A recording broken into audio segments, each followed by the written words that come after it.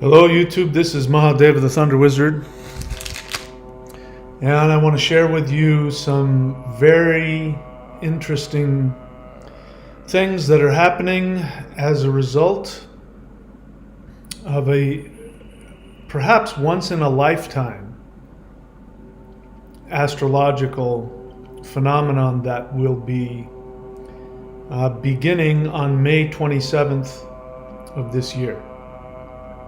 So we are going to be officially on May 27th. What will happen is Jupiter and Rahu will go conjunct in Aries in the nakshatra of Ashwini, and that is what is normally called Guru Chandal Yoga, which means teacher demon union.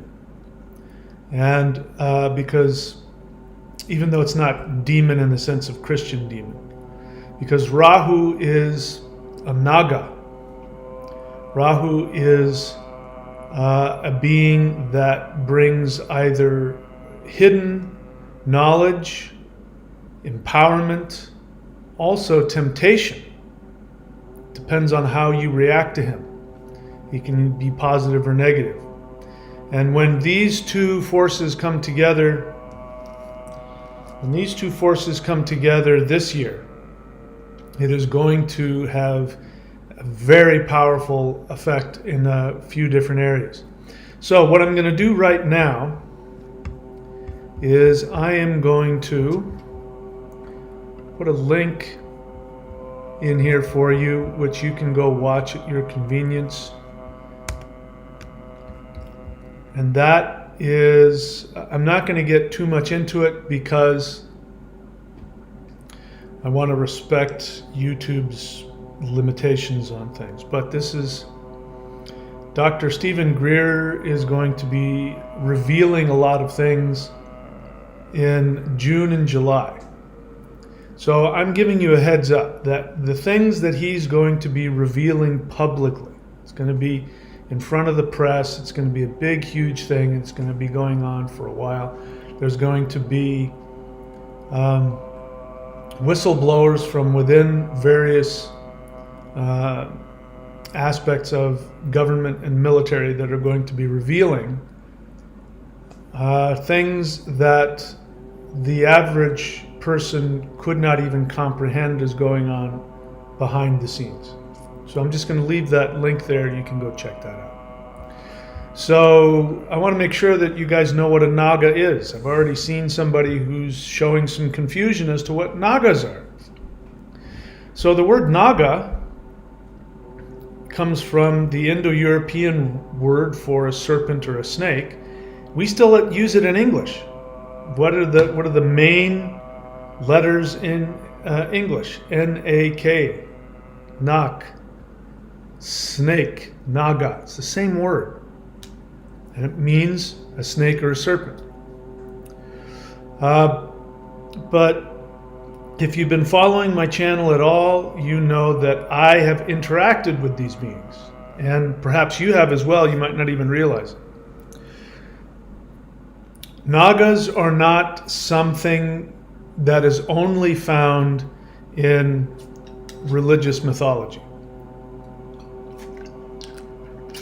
What we are finding out as time goes on, and the more that is revealed about our reality, is that it's the other way around.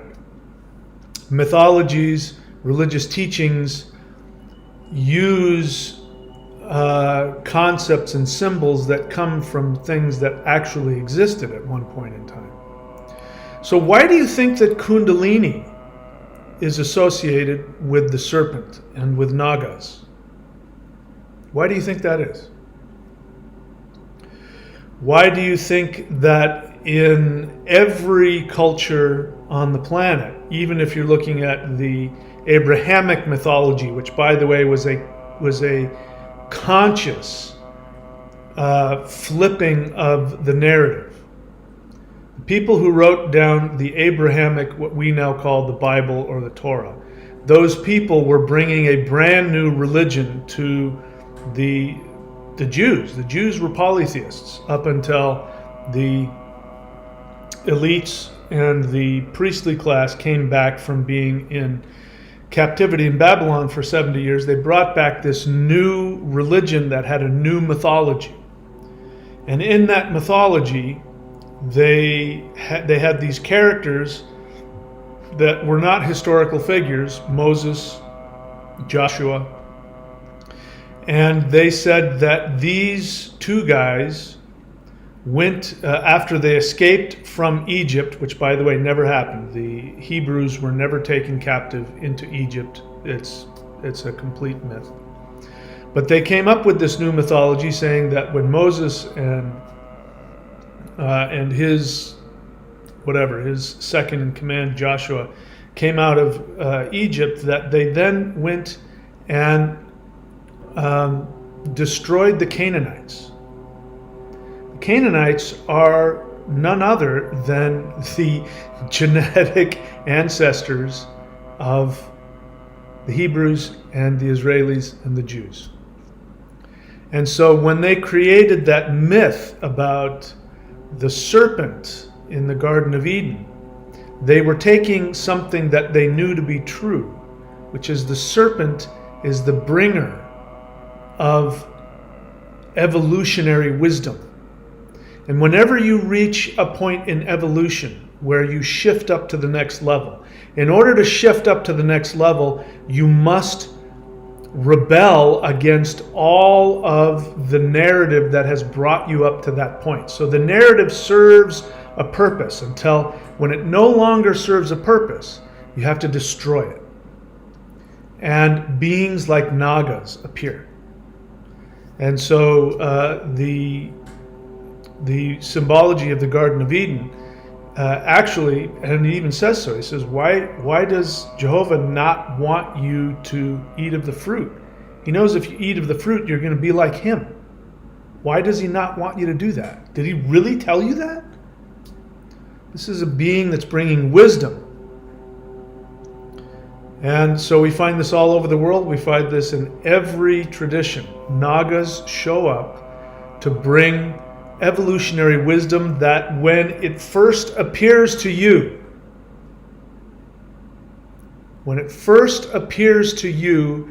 it seems like it is evil knowledge that's here to destroy you. And in fact, it is here to destroy the limitations of where you are. Now, Nagas actually exist. These are actual beings. They are extraterrestrial, higher dimensional beings who, I don't know what their real form is, because again, once you get into higher dimensions, things don't necessarily work like that. But they can appear exactly like giant cobras. If you were to look at one in that form, they would be human-sized, cobras. And they are filled with an intense bluish electromagnetic energy, which, by the way, is nothing other than Kundalini.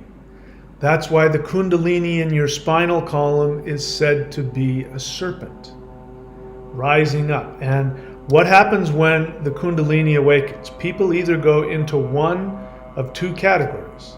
They either become awakened to their divine essence or they lose their mind. They go crazy. That's why you can have two people give the same amount of Kundalini experience to both of them.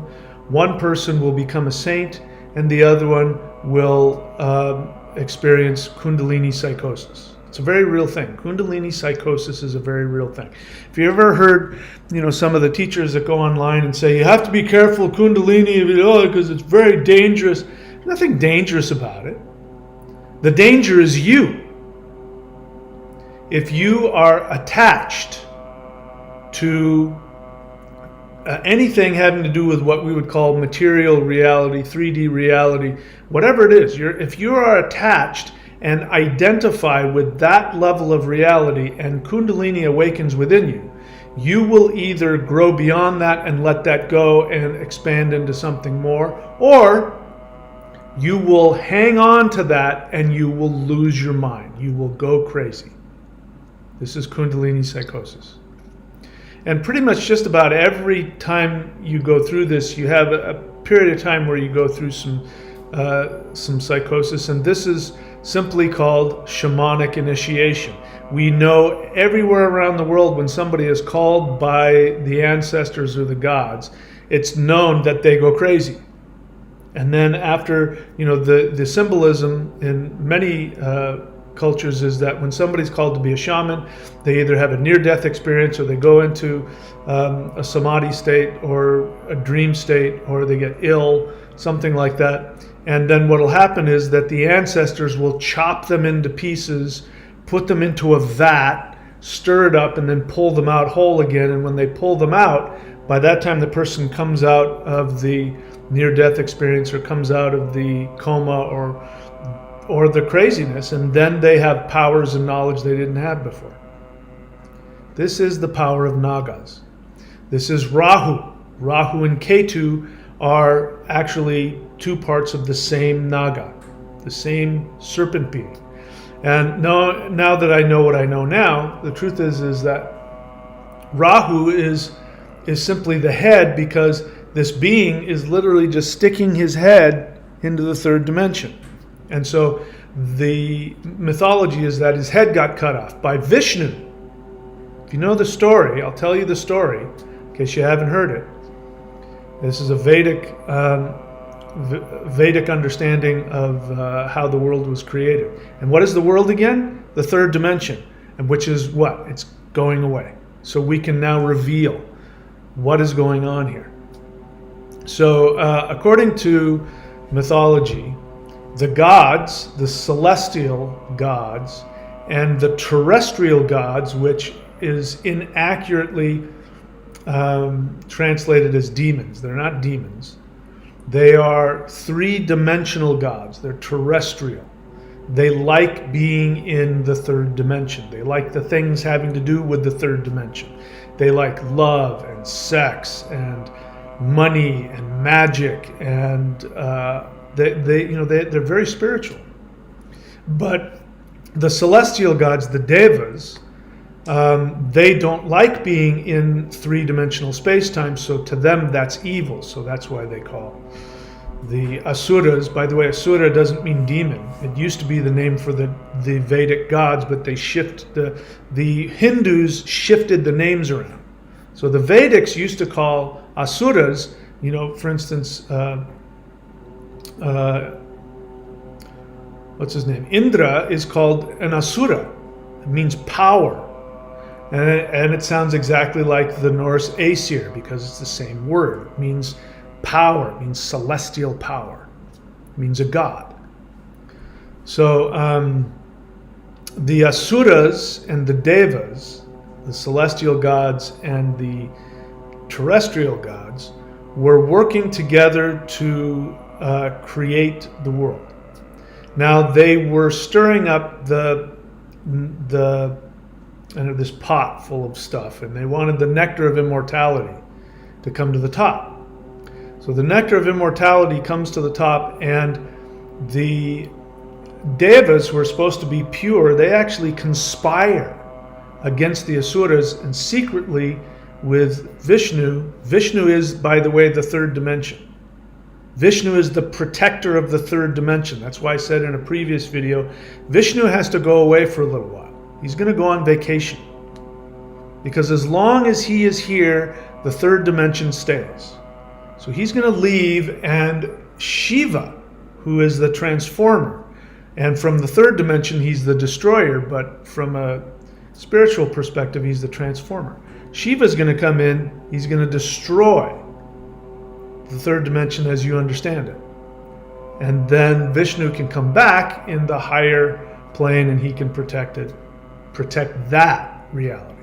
But this reality is going away.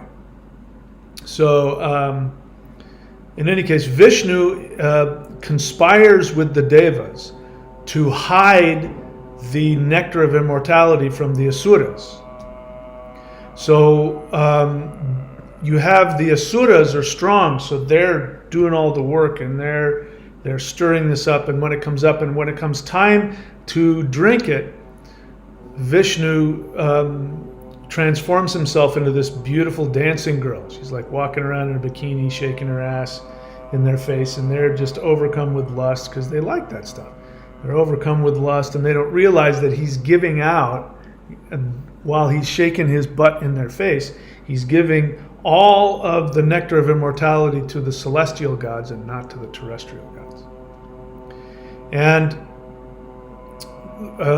is it Vasuki? I can't remember the name of it. But anyway, the actual Naga, who was split into both Rahu and Ketu, he was given a boon by Brahma, who said that you'll be given the opportunity to drink the nectar of immortality. So he disguised himself, put on some glasses and a wig, and he sat between the sun and the moon, and Vishnu comes around and hands him the bowl of nectar, and he starts drinking the nectar of immortality. And as he's swallowing it, the sun and the moon look at him and go, "He's an asura, kill him."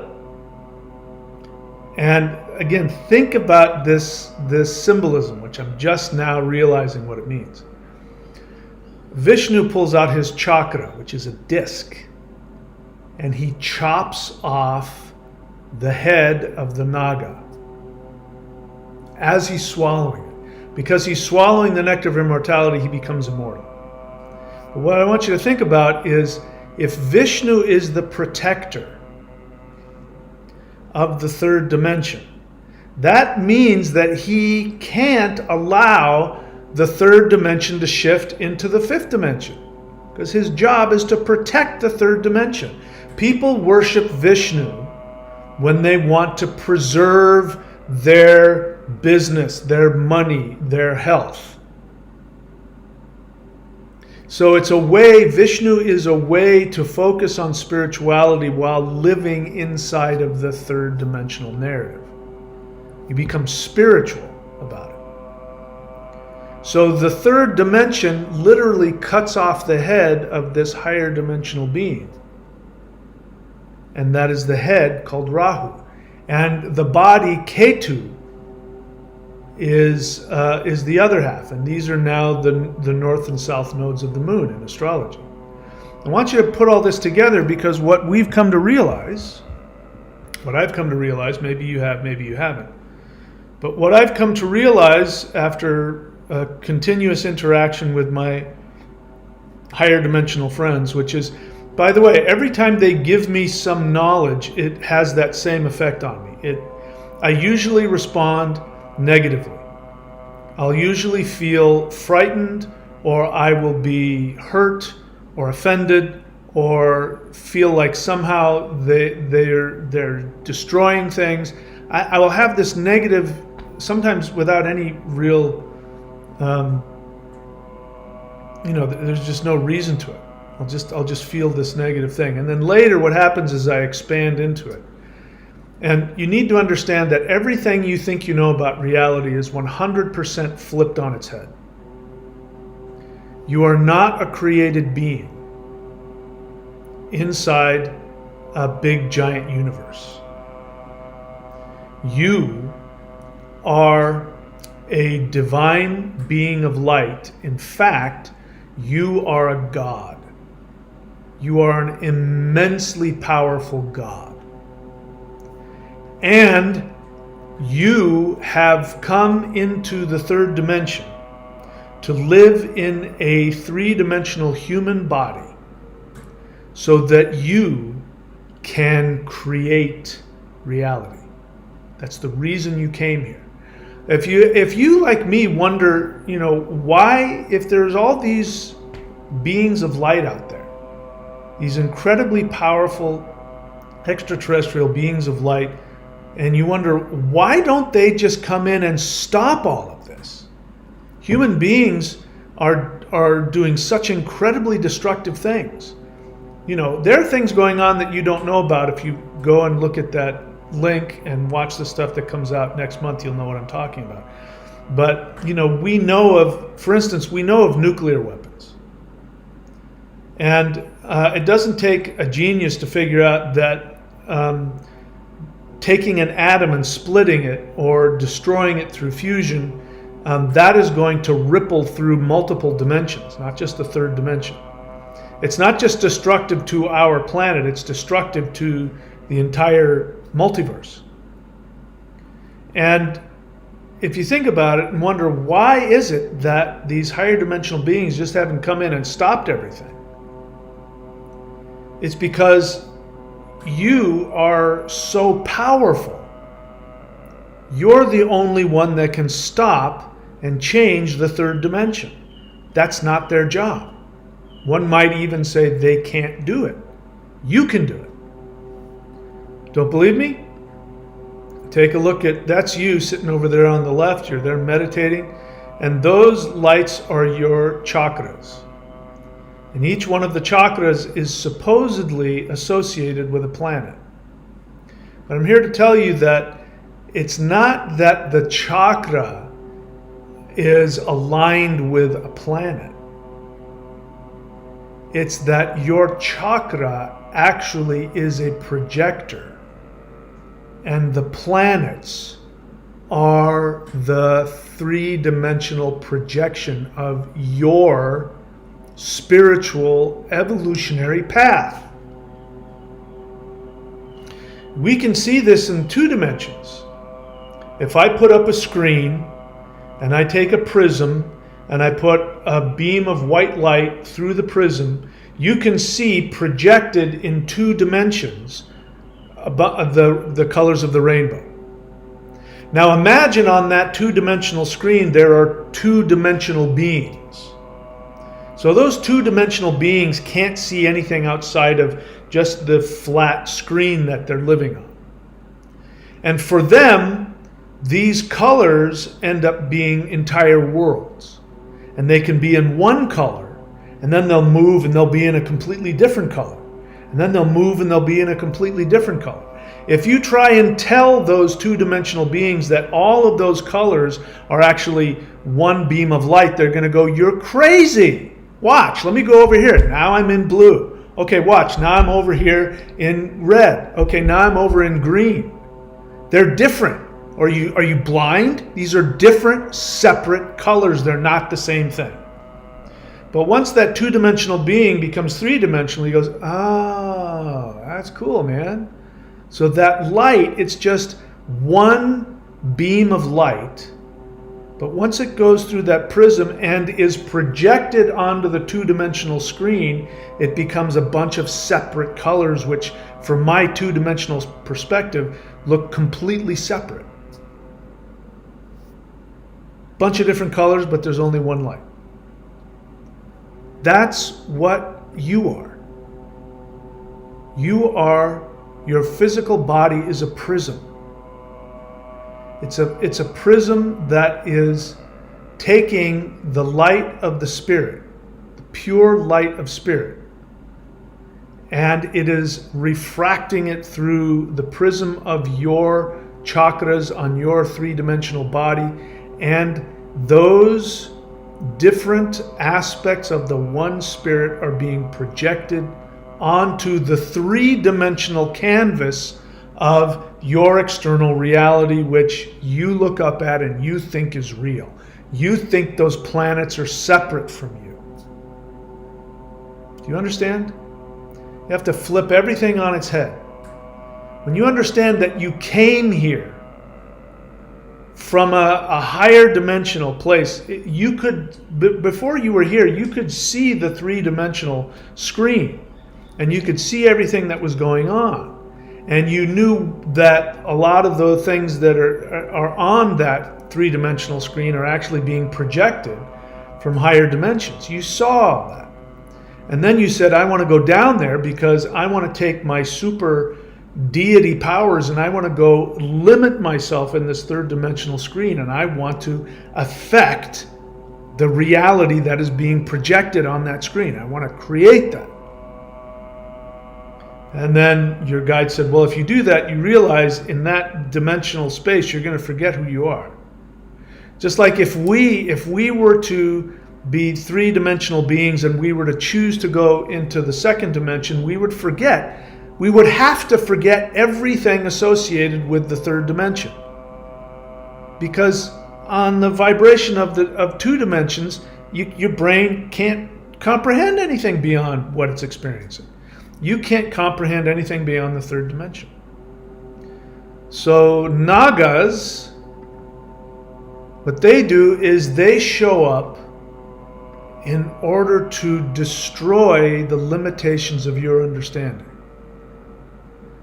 And when they do that, you either awaken or you go crazy or you run away.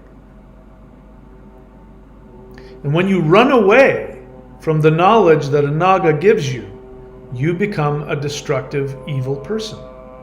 But have you noticed, like really religious people, when they talk about excluding others for whatever reason, do you hear the self-righteous condemnation? They believe, for instance, a super born-again Christian believes that if somebody, if their sexuality happens to be same-sex sexuality, that those people should go to hell.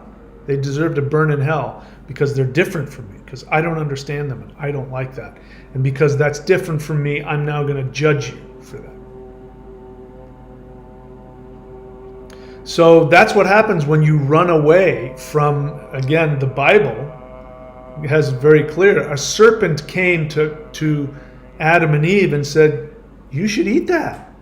If you eat that, you will become like God, meaning you'll remember who you are. And then what happened? Jehovah, which is the ego, the third dimensional ego, said, get out of here. You have to leave now. I'm going to punish you by throwing you into the third dimension all by yourself. I'm going to trap you further. And then because you did that, because you chose to awaken yourself to your true reality, I'm going to throw you in hell forever. And then if you're lucky, I might bring another aspect of myself that is sinless, and I will ritually slaughter him in front of you so that you'll be so filled with guilt and shame that you worship me forever. That's what happens to people who run away from the Nagas. They become evil, religious hypocrites.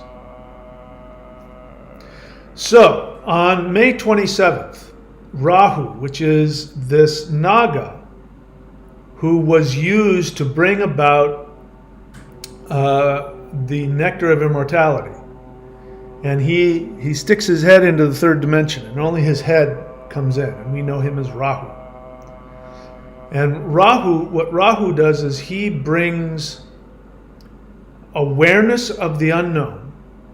He brings awareness of hidden truth, and he will reveal to you what is going on behind the scenes. Now, if you can't handle it because you're not ready for the higher dimensional knowledge he brings, you will be tempted to do self-destructive things. This is why Rahu is associated with temptation. This is why Rahu is seen as negative. Because what ends up happening with Rahu is a tempter. He's a trickster. He destroys boundaries. But he will tempt you with something that is revolutionary. And if you respond out of your attachment to the third dimension, it will be destructive to you. For example, we talked about this yesterday. I can't remember what it is, but I remember now. So opening up the pineal gland is incredibly important for being able to do really powerful spiritual journeys, to be able to, do all the kind of stuff we associate with magic or with enlightened beings. In order to get to that state of playing with three-dimensional matter, which looks to us like magic, your pineal gland has to be working. So one of the things that can happen when your pineal gland is really open and stimulated is you'll have this feeling like you're just your head is sort of floating. And that's the exact same experience people have when they smoke weed, THC. And so people think when they're on THC, their head is floating, they think they're having this monumental awakening experience, when in reality it's the exact opposite. And Rahu is associated with THC. So what Rahu is doing is he's tempting your desire to become enlightened by stimulating your pineal gland.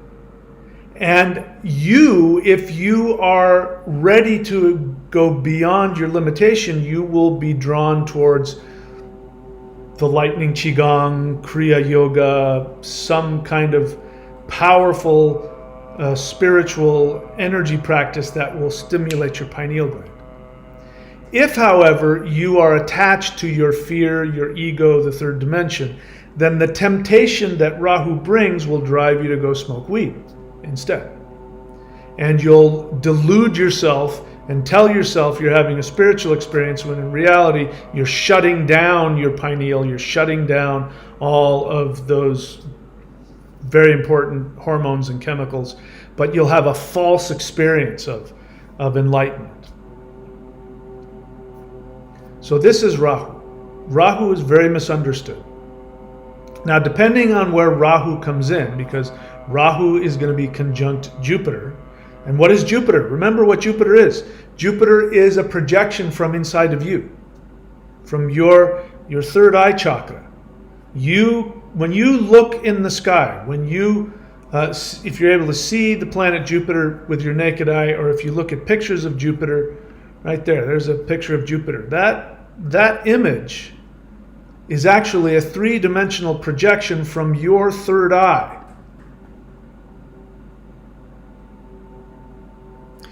And Jupiter represents spiritual knowledge. All the things associated with spiritual knowledge, the priest, the guru, all of that. Spiritual awakening, peace, love, all the things associated with what we associate with spirituality. So when Rahu gets conjunct with this Naga, then what ends up happening is that this Naga, who is in fact a higher dimensional being sticking his head into the third dimension, when his influence comes over anything, he expands it. He blows it up. You respond out of your humanity. If Mars is there, for instance, Rahu might go there, you might become overwhelmed with lust for power, or you might become violent. That's simply your reaction. It's your reaction to this higher dimensional force that's coming in and expanding the Mars within you. So that's why he's associated with negativity, for that reason. Why he's called the tempter, because of that. So when he gets associated with Jupiter, what's going to happen is that the power of Jupiter, your third eye, the power of spirituality is going to become fused with this higher dimensional force of expansion. But the tendency of this conjunction is going to be the revelation of spiritual truth. Now, Rahu is also associated with technology. He's associated with invention. So anything that we've created, Rahu has a connection to. I mean, I'm using this this laptop to do this live stream. Rahu is associated with that because he takes things and he makes it communication faster and instant, and everybody gets access to it. What I'm doing right now would have been impossible 30, 40 years ago. When I was 20 years old, there was no way that I would have been able to stream a video live to the entire world. It would have been completely impossible to do that. If I'd wanted to do that, I would have had to go to television, and it would have cost me millions of dollars. It doesn't cost me anything. Whatever it cost me to get online is what it cost me. That's Rahu. Invention. Breaking through and moving to something, going beyond normal understanding and expanding. So what we're going to see here is this power of being able to use technology. Again, Rahu provides the understanding and the ability, and all of the technologies that we have, there's nothing intrinsically wrong with any of them. It's only what we do with them. And so, as you know, every single bit of technology is owned by some big corporation. In fact, pretty much everything that you use, I mean, I can't say for sure, but I'm willing to bet everything that we use, from cell phones to internet, all of these things used to be military inventions. And again, the military is directly associated with corporations that sell stuff. So they have to decide, okay, is it in our best interest to hold on to this technology, or can we sell it? And if it's no, we will have more power if we sell this technology and make people addicted to it than if we hold on to it. That's what decides what technology comes into your hands and what technology doesn't. Don't believe me? Research the internet, research cell phones. Those were first used by the military, and they didn't want anybody to know about it. Now everybody knows about it, but everybody's addicted to it.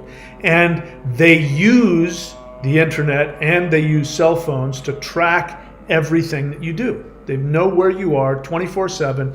They can monitor your communications. They get access to your passwords, your passcodes.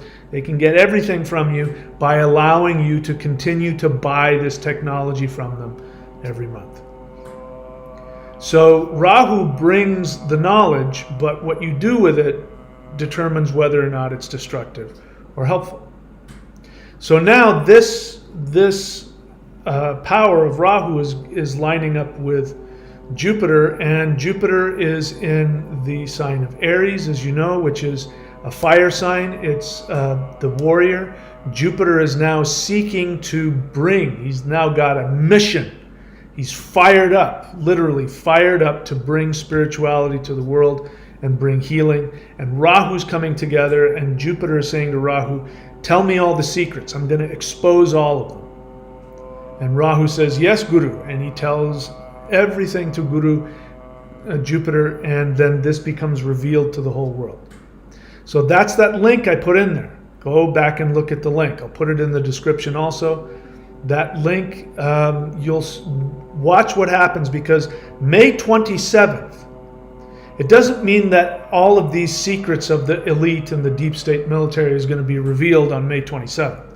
It means that this conjunction of Rahu and Ketu, when they come together and do their thing, and not Rahu and Ketu, Rahu and Jupiter, when they come together, it's going to send out like this energy beam onto the third dimension, which is then going to start a process of revelation that cannot be undone. It cannot be reversed. Once people know what is going on with these unacknowledged black military operations and their connection to UFOs and to actual extraterrestrials, and when you understand the depth of this, you can never unknow that. And I have no doubt it's going to be revelations in other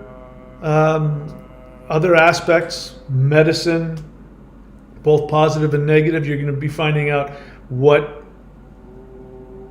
medicine has been doing to you this whole time.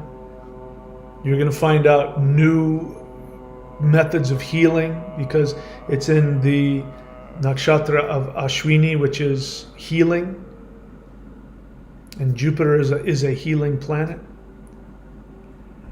But as I understand it, this exact Guru Chandal Yoga in this exact placement is like a once in a lifetime thing. It happens almost never, or not for decades.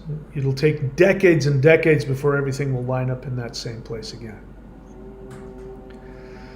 So what we're going to do if you want to take advantage of this, is on the 27th.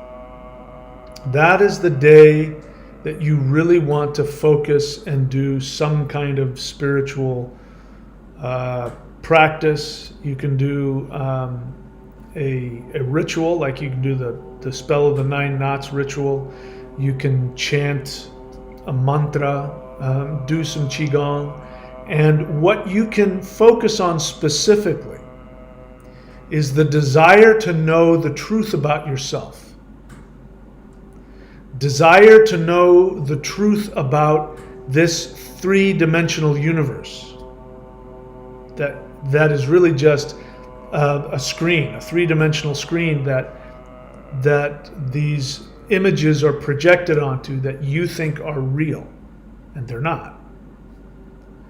I want you you can also, I want you to do all kinds of things, but you don't have to do what I want. But you can, if you choose to, you can focus on wanting to know your true divine nature.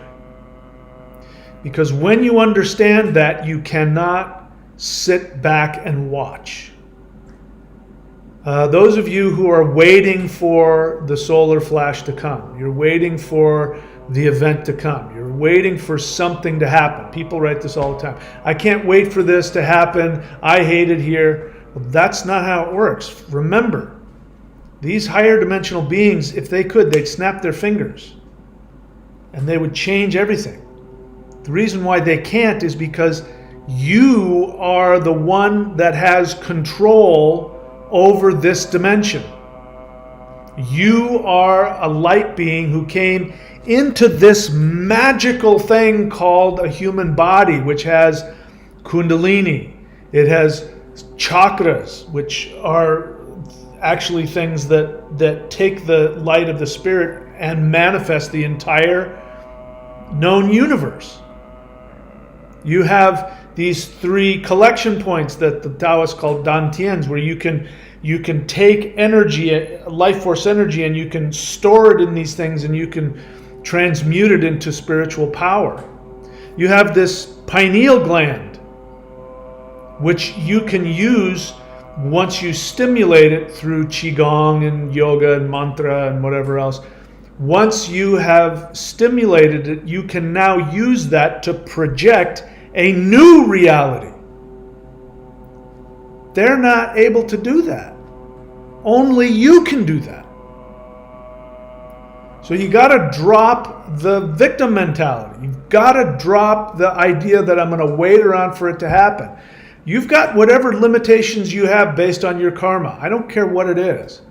You've got physical limitations, you've got emotional limitations, you've got mental limitations, you've got financial limitations. You've got these limitations that you whine and complain about. I understand, because I do the same thing. And you think that they control you. But those actually, what they do is they tighten your focus, so that when you focus your intentions, it even has more power. And so take the energy, because those limitations frustrate you, and they drive you towards wanting something better.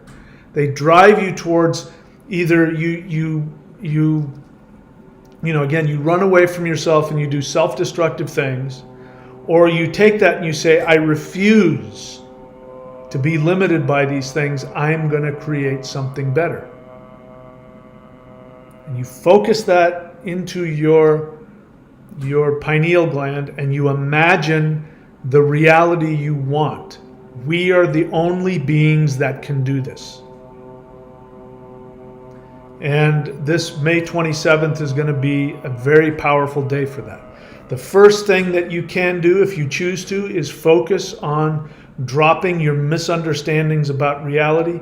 And if you have the same kind of experience as I have, it's going to be challenging, and you may feel like you're losing your mind, because you are. You're losing your 3D mind. So, if you're new to the channel, this channel is not here for you just to listen to me talk. I'm here to give you the tools to do exactly what I've just been talking about. In fact, I've spent my whole adult life that I didn't really know why. I have been learning, practicing, collecting these highly powerful occult spiritual disciplines and practices.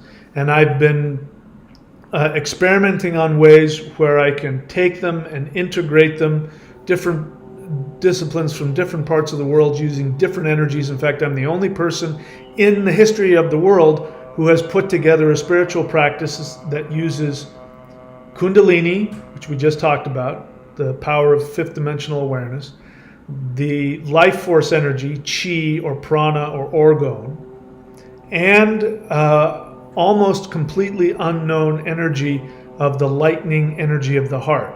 There is no place in the world where you can have all three of these energies put together.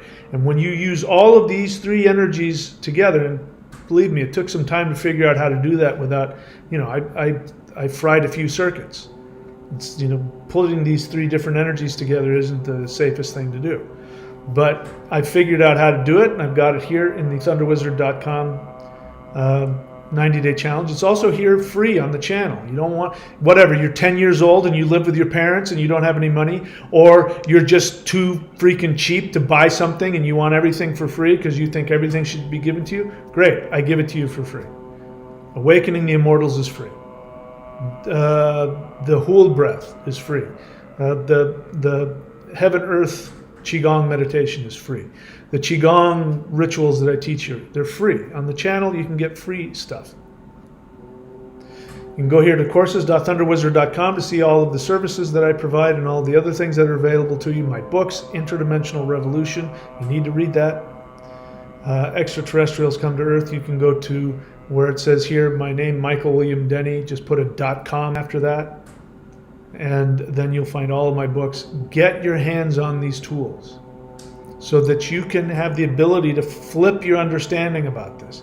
But do the energy practices, because when we can flip on that pineal gland and use it to intend what we want, we will be able to change this three-dimensional projection. But you first have to understand who you are. This, by the way, is probably the most beneficial point of interdimensional meditation, or CE5. The whole point of CE5 and connecting with higher dimensional beings is that when you do that, you will start to shift and change your understanding of yourself.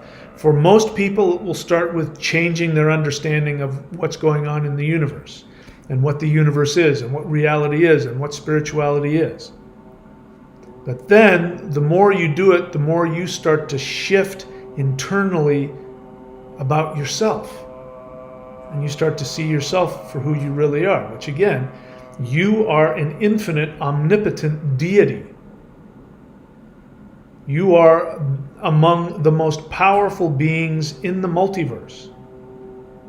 And you have been allowed and you have chosen to come and use this incredibly powerful technology called the human body to change reality and to evolve a new reality. The next manifestation of the third dimension will be an improvement on this one. It will be a new reality, and more light beings can come and take on and live inside of this incredibly powerful piece of technology called the human body, and they can use their understanding to create even more universes, more places of learning and development and experience. All right? So, by the way, one of the other things that happens when Rahu and Jupiter come together is that religion gets destroyed. Bear in mind that religion means to bind. Religions bind you in beliefs. I'm now going to come back, PCI EXE. You wrote a question that when I originally looked at it, I got very annoyed with you. It's nothing personal. You didn't do anything wrong.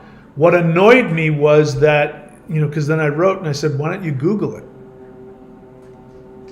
Because you were asking that question from a religious perspective. In fact, you were so focused on that one religion that you thought that it was a religious concept. And the thought of it actually being something that existed in reality, that religion happened to see and use you were so bound in your little box. It didn't even dawn on you to go and research it. You saw it only as a religious concept. Religion is going to go away. Religion is, the way religion works, again, we are in this three-dimensional bubble. We can't see anything outside of our three-dimensional bubble. Religions are like that. People can't see outside of their religious bubble. Doesn't mean that their religion doesn't do good things for them, but it is. It's a bubble. They accept the concepts, they accept the beliefs, they just accept all of the assumptions because those limitations allow them then to focus on whatever that religion is designed to help them do. But then the problem is they can't get out of their religious bubble. They become attached to the bubble.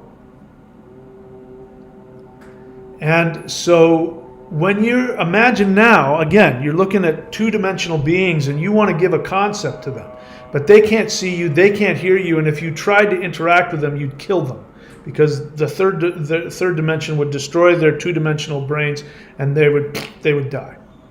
So you come up with a two-dimensional concept and you introduce it to them. They take this two-dimensional concept, which expands their two-dimensional reality and allows them to live an even, a greater experience and to learn more, but they follow these rules. What's happening is that that's what religion has been for us, including Buddhism, including Hinduism, including Vedic, including everything. Shamanism, doesn't matter what the religion is. These have been three-dimensional sort of vehicles for these five-dimensional concepts that people can tolerate and still be in the third dimension. And what's happening now is that these higher dimensional beings are tearing away.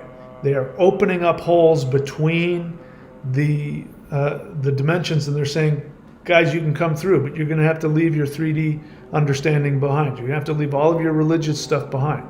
No, I'm actually not a guardian angel. I'm a being, and I have more power than you because I'm in a higher dimension. But the only way that I can get through to you is if I appear to you with, a Jesus beard, or if I have angel wings. Then you'll accept me if I give you some kind of knowledge. But if I were to just show up the way that I am, it would flip you out to such a degree I wouldn't be able to communicate with you.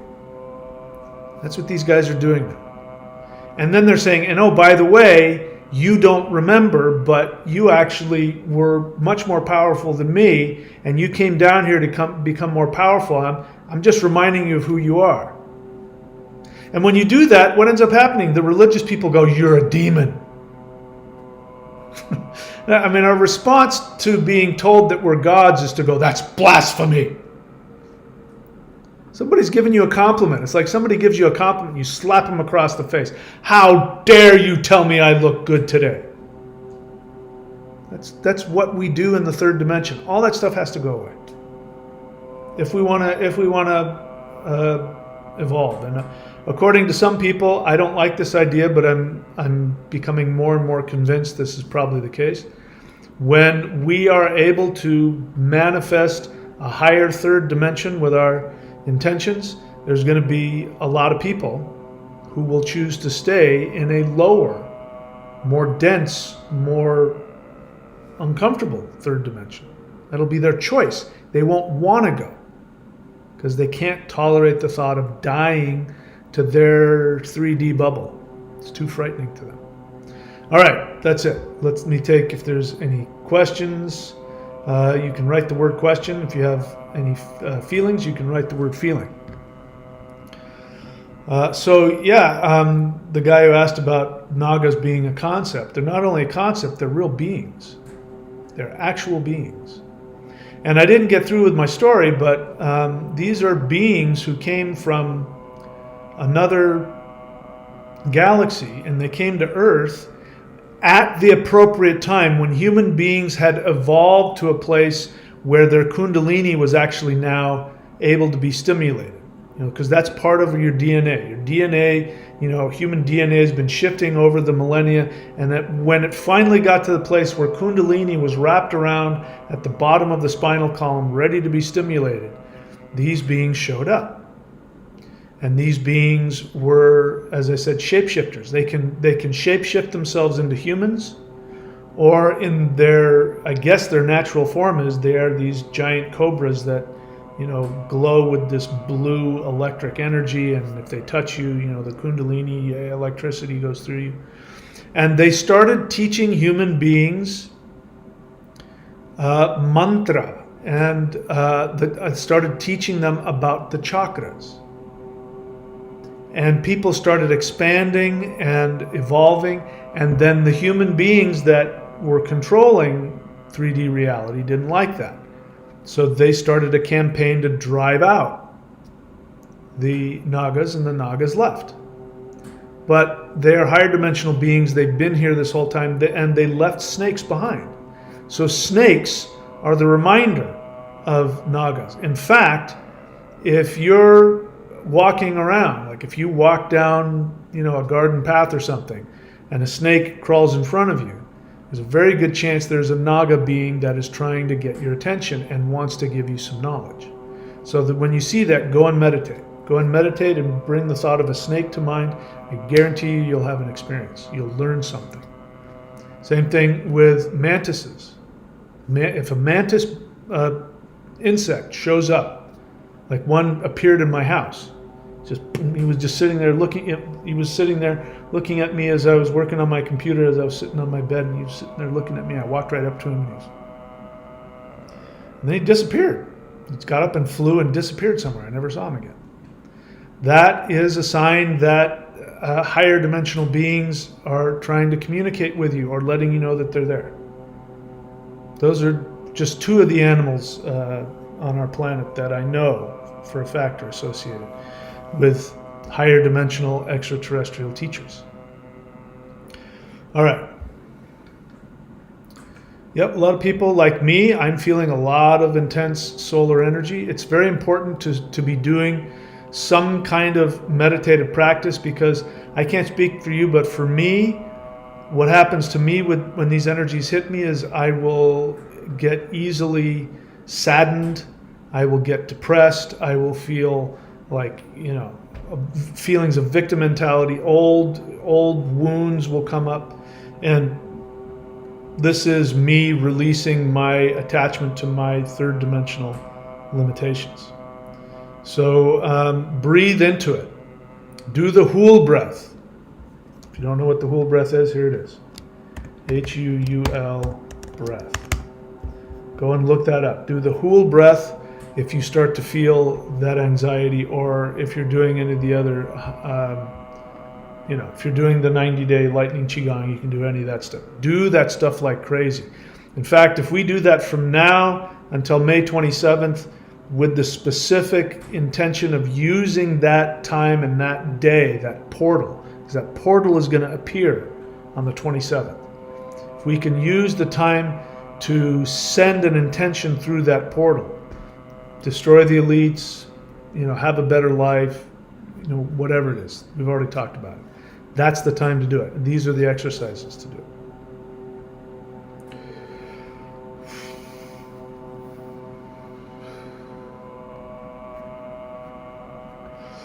Niyami's Cloak. Question. I use a Kurma Vishnu mantra daily. Could I benefit from also using a Shiva mantra daily? It's not a good idea to do two mantras at the same time. So Kurma, I don't remember what planet Kurma is.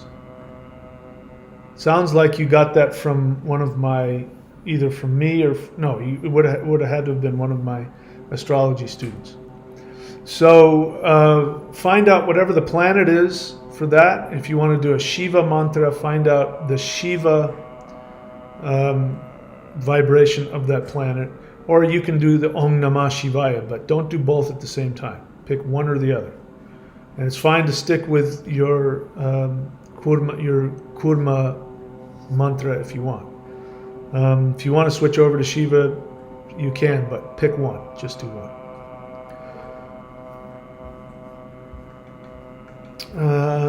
What else? Again, what I'm really looking for is the questions. Remember, guys, some of you guys, I see your names and I know you've been here before, and you're not following what I want you to do, which is to write the word question or write the word feeling. So I'm just going to pass through everything that's not a question or a feeling. Where did I go?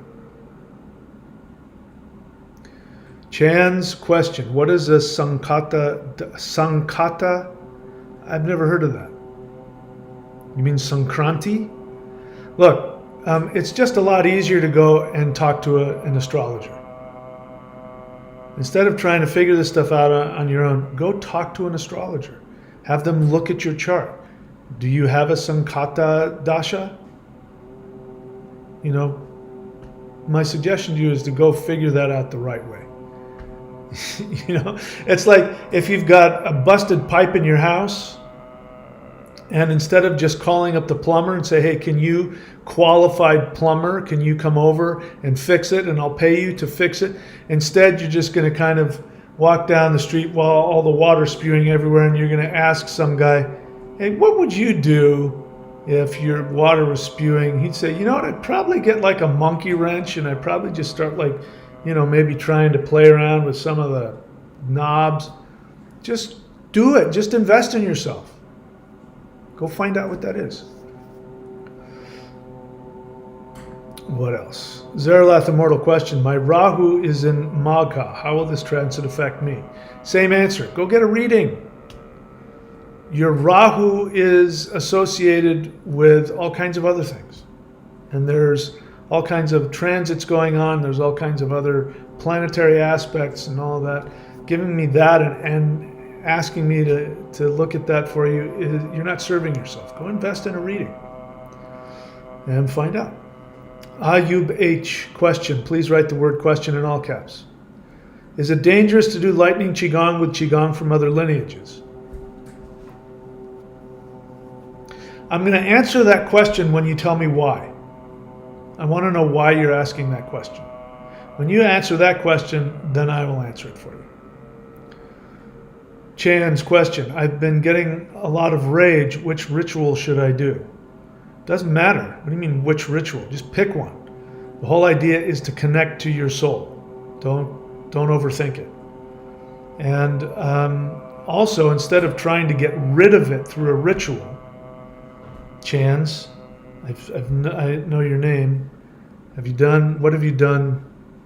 Are you subscribed to anything? Have you done any of what of my stuff do you do? I don't know. Don't try and use a ritual to get rid of your rage. It's not how it works. Use the ritual to find out the pain that's underneath the rage, which means you're going to have to feel it. Feel the uncomfortable feeling and go deep within. And also, it's a good idea to find a counselor. Find a counselor, find a mentor, find a teacher. Everybody listening to me, you should do that. If you don't already have one, get one. It is idiocy to try and get through this life by yourself without some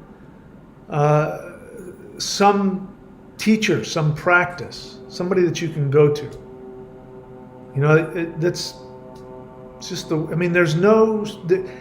anybody who wants to follow a spiritual path, in the past you went and found a teacher, you found a discipline. And I find now, you know, in today's, I sound like an old man, today's modern internet age, people think they can do everything by themselves. You can't. You can't do it alone.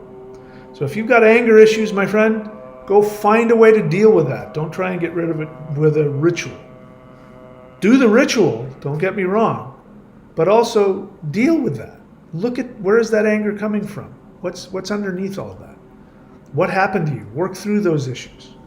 You can't do that alone. You're going to need help.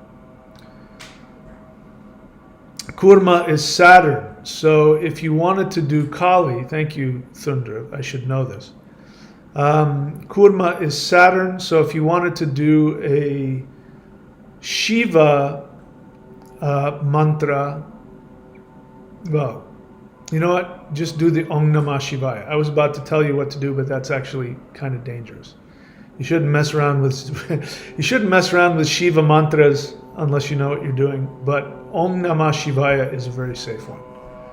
It's one that everybody can do. So if you want to do Shiva, do that. Om Namah Shivaya. Thank you for answering the question.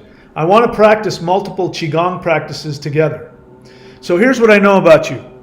By the way, I've had that same experience. Here's what I know about you, Ayub. Either you're a kid, right? You're like a teenager, or you're brand new to this whole thing. You've never had a teacher. You heard it was dangerous, and if you've already heard that, why are you asking me if you can do multiple Qigong? So the first thing I would say to you is that if you're practicing Qigong and you want to do my Qigong, and this is how you know that I'm a real teacher, because I'm not telling you to, just trying to get you to subscribe. I would love for you to subscribe. But if you have a teacher, go and ask your teacher about it. If you don't have a teacher, it means that you're just running around grabbing stuff off of the internet and trying things by yourself. And it is very common for immature energy seekers to want to do a bunch of different things all at the same time. It's very common for people to want to do multiple mantras at the same time. It shows inexperience, it shows immaturity, but what it really shows is what happens with young or new seekers, which is that they constantly want to change things around, and this is for two reasons. One is you have no discipline. Discipline is hard. And the other one is you are unconsciously sabotaging the progress you're making with whatever it is you are doing. So, that's why in the past, when you went to learn from a teacher, again, back in the day, if you wanted to learn, back when I was a kid, back when I was 20, 30 years old, if you wanted to go train to somebody, you actually had to get up off your ass and go to knock on their door and say, can I train with you? And they would say yes. And they say, so now if you're going to follow and do this, you're only going to train with me, and you're going to follow all these procedures, and you're going to follow my directions. And if you can't do that, then go somewhere else. But now that people can just grab whatever they want off of books and internet, they think that they can, they don't understand the discipline part of it. And discipline is far more important than a particular practice. Sure, if you can find the best practice, great. Go find it and do it. I think mine is the best. Great. But stick with whatever you choose. So I'm going to tell you, if you're going to go and do lightning Qigong, stick with it. Don't do something else. Now, to answer your question about dangerous, it could be dangerous. Absolutely, it could be dangerous. Because each school has a different higher dimensional being that has channeled a specific energy practice, which is designed to do a very specific energetic thing to you. And if you end up doing two things that are doing totally different things, those energies could come together and cause a really serious energetic problem. I went through this, but I was already at a mastery level with the stuff that I was doing, and I had to experiment because I wanted to merge different traditions together to create a more powerful one, which is what I did. But as I said, I burnt a lot of light bulbs in my house. I hurt myself a few times before I found how it worked. But coming in right off the bat, you're just learning from somebody and you want to do multiple things at the same time? It's wrong for so many reasons. So pick one and stick with it. If that's mine, great, stick with it. If it's somebody else's, stick with it. Don't devalue your teacher, by the way. You just also devalued whoever you're learning from. Now, if you just picked it up off the internet, you don't know that. But if you're actually going and learning from somebody, you just devalued them by coming to me and saying, can I do yours as well as somebody else's? And I'm not here to devalue any other teacher. I would always say, go talk to your teacher.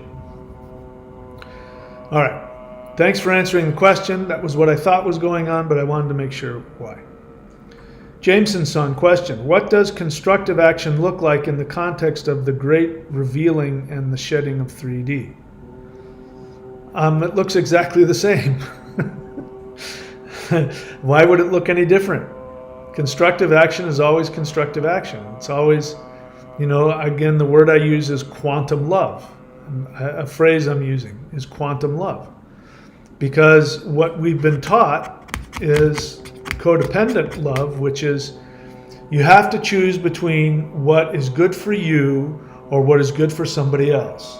And so to be a good person, I'm going to deny myself what I want, and I'm going to go do what I think is good for somebody else, which really means that you're kissing their ass, trying to get approval from them.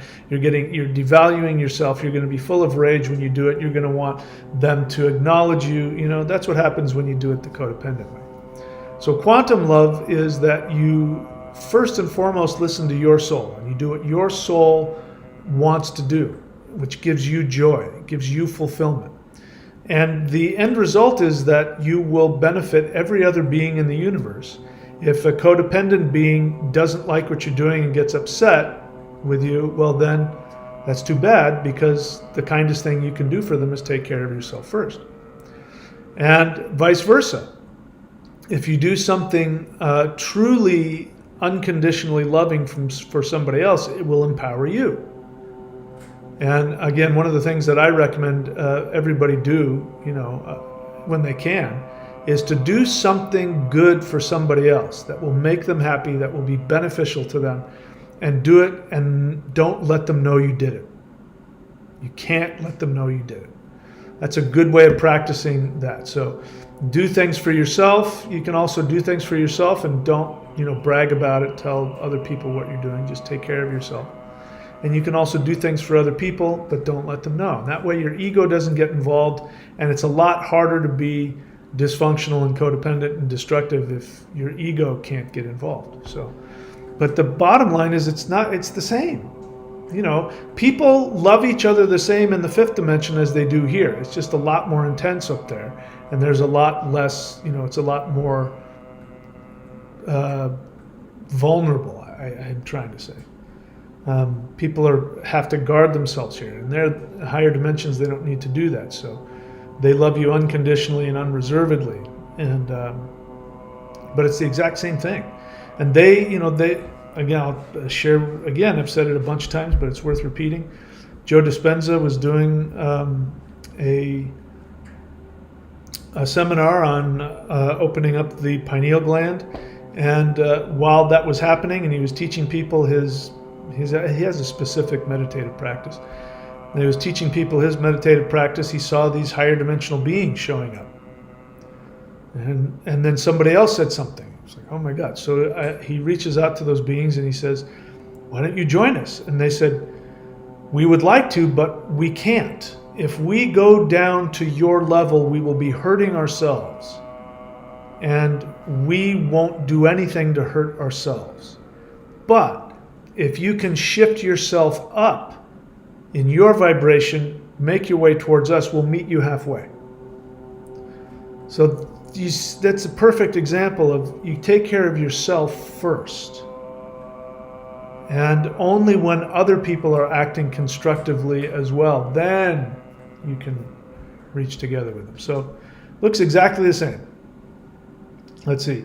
You say, I feel so much overwhelming fear and despair the more I learn. How can we plan anything? Well, that's just your old, your old programming coming to the surface. When you have eaten bad fish and you have to puke it up, it doesn't feel good when you're throwing up. But you got to get those toxins out. You'll feel a lot better once you puke it up. So unfortunately, Jameson-san, there's no way around this. If you're going to evolve, you're going to feel some uncomfortable feelings. And again, those are just feelings. You know that. These are just feelings. The fear and despair, they're just feelings. They have nothing to do with the actions. The actions come from consciousness, and consciousness simply says, What is objectively best for that person in this moment, regardless of how I feel? Oh, it's not to try and get her to come over to your house and, you know, take advantage of her. It's actually to give her what you would want if you were in her position. Oh, the thing to do is, instead of letting this person manipulate me, I need to take care of myself. Oh, that's what I'm going to do. It's the same thing. And then the feelings come up. But that's all that's happening is probably, you know, you're going through your life and you're evolving. And right now there's a lot of solar energy hitting the earth, which, if you can take all the spiritual stuff out of it, everything on the planet, when they get this solar energy hits it, the electromagnetic resonance of everything shifts up another level, and it makes people feel uncomfortable. And the first thing we do when we feel uncomfortable is we start looking for reasons to justify it, and we dig into our programming, and we bring out whatever's in there. So what's in there for you is fear and despair. It's just been there. It's just looking for an excuse to come out. So something shifts, something changes, and that's, you know, your human response is to just, you know, respond from what's already there. But you know what to do, and just do it. And of course, talk to your sponsor, talk to your therapist, talk to your friend, talk to your counselor, talk to whoever. And yeah. All right, what else? Vincent.thunderwizard.com has a Vedic astrology book he just came up with. So you can see his website right there, Vincent.thunderwizard.com. Go check him out. All right. Nothing else? Are we done? Okay. All right, guys. You know the links. You know where they are. Go to them. And yeah, so between now and the 27th, you know, if you wanted to, let's see, is it 10 days from now? No, it's about a week. So you could just decide between now and the 27th, or even till the 28th, to do a specific ritual, whether it's an energy practice ritual or a mantra ritual or a meditation ritual, and have the focus to have something to do with this. Either you can focus on having the deep state be revealed for what it is, all the things that they've been doing.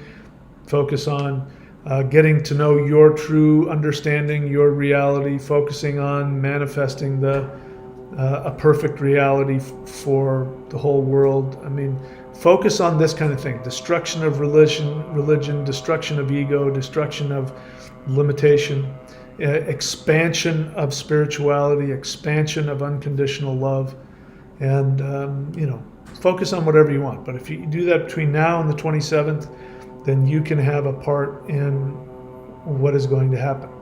You can help the whole world shift in another direction. You know, I'll shut up with this, but this is something that's been proven, is that if you have a bunch of people in a town or a city, and if these people meditate for reduction of crime, for example, you get a bunch of people just to meditate on reduction of crime goes down in that city. And your meditations have the ability to affect not only reality but other people's vibrations. They can choose to do whatever they want, but that is the most powerful way to influence anybody, is through your meditations. Sometimes I say things people don't like hearing, but it's coming from a desire to be loving and constructive. And I guess I'll leave it on that. All right, so I'll see you guys whenever I see you. Take care.